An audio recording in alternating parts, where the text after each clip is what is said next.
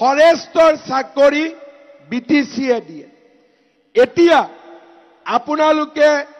বিটিচিৰ চাকৰি পায় নাপায় মই নাজানো অসমৰ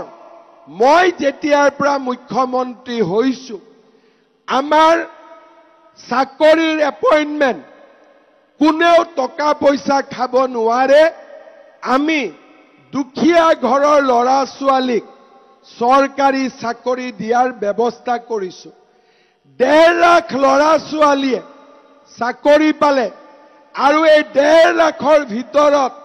10,000 লৰা ছোৱালী খালি বিটিচিৰ পৰাই চৰকাৰী চাকৰি পালে এতিয়া অক্টোবৰত আমি আকৌ পুলিচৰ চাকৰি দিম আৰু অক্টোবৰ পাৰ হৈ যোৱাৰ পিছত নৱেম্বৰ মাহত আকৌ নতুনকৈ পুলিচৰ আমি ইন্টাৰভিউ খুলি দিম যাতে আমাৰ লৰা ছোৱালী